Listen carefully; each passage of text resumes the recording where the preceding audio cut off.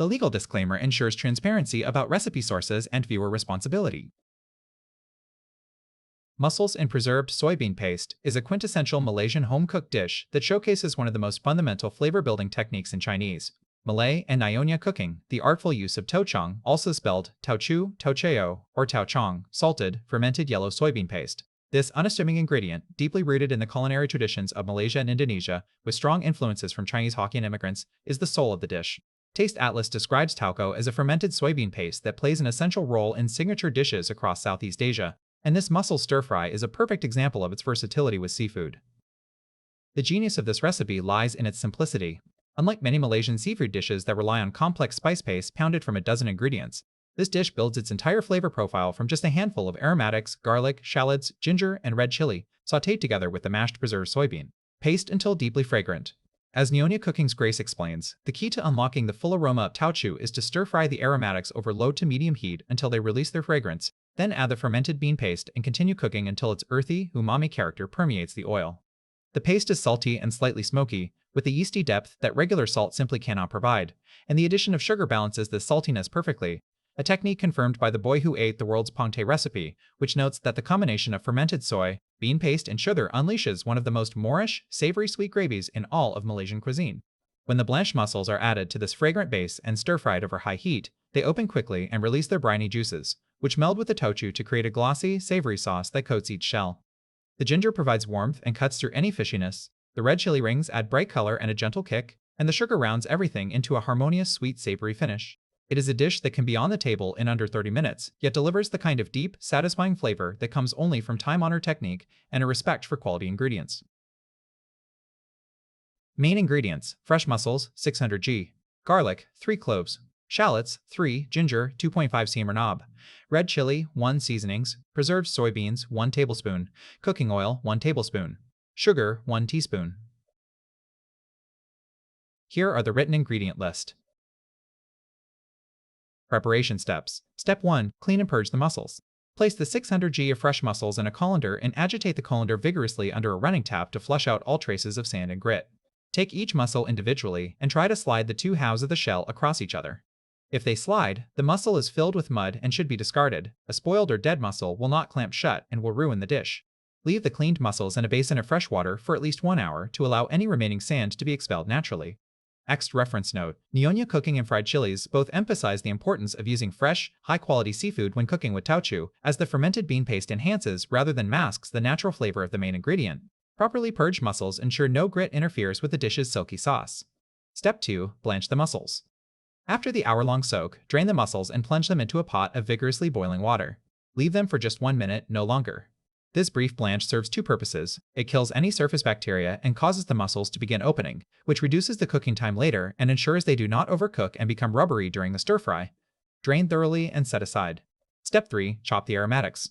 Peel and finely chop the 3 cloves of garlic and 3 shallots. The chopping should be fine and even. Coarse pieces will not release their flavor as effectively into the oil. Set aside in a small bowl. Step 4. Shred the ginger. Peel the 2. 5 cm knob of ginger and shred it finely into thin julienne strips. The fine shredding is important. Ginger cut too thickly will create unpleasant texture pockets, while fine shreds distribute their warm, aromatic heat evenly throughout the dish. Set aside. Step 5. Slice the red chili.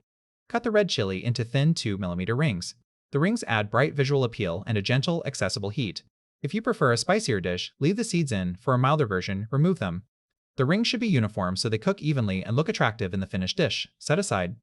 Step 6. Mash the preserved soybeans. Place the 1 tablespoon of preserved soybeans on a cutting board or in a small bowl and mash them with the back of a spoon or the flat of a knife blade until they form a rough paste. Mashing is essential. Whole beans will not distribute their flavor evenly and will create salty bursts when bitten into. The mashed paste will dissolve more readily into the cooking oil, creating a smooth, flavorful base. Syra. Cross-reference note: the boy who ate the world confirms that tauchu comes in 2 forms, one with whole beans and one ground to a paste. Either type works for this dish, but mashing whole bean tauchu before use achieves the same effect as the pre-ground version. Nyonya Cooking notes that tauchu from Taiwan, Singapore, or Malaysia are the best choices for authentic Southeast Asian flavor. Cooking steps. Step 7. Sauté the garlic and shallots. Heat 1 tablespoon of cooking oil in a wok over medium heat. When the oil shimmers, add the chopped garlic and shallots. Sauté gently until lightly golden and fragrant, about 1–2 minutes. Do not let them brown too darkly, as burnt garlic will turn bitter and overwhelm the delicate flavor of the mussels. The aromatics should soften and become translucent, releasing their sweet, savory aroma into the oil.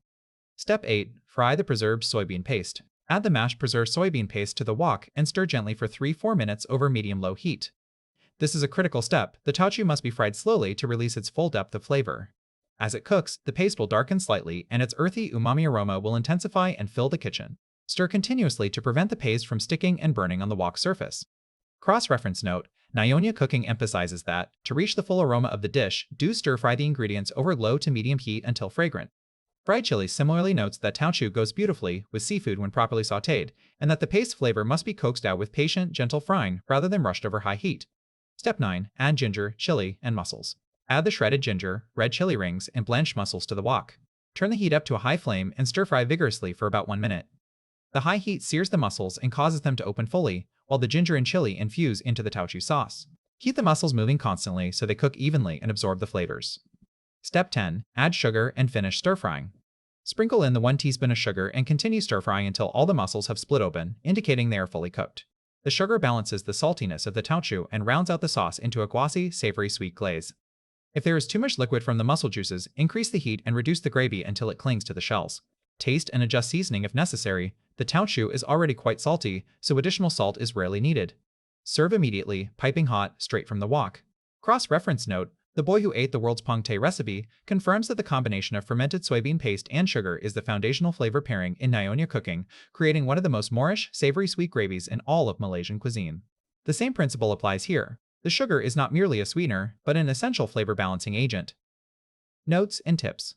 Choosing mussels: fresh mussels should smell clean and briny, never fishy. The shells should be tightly closed or close when tapped. Avoid any with cracked shells or that remain open and refuse to close when handled. If fresh mussels are unavailable, frozen mussel meat can be substituted. Thaw completely and skip the blanching step, adding them directly to the wok in step 9.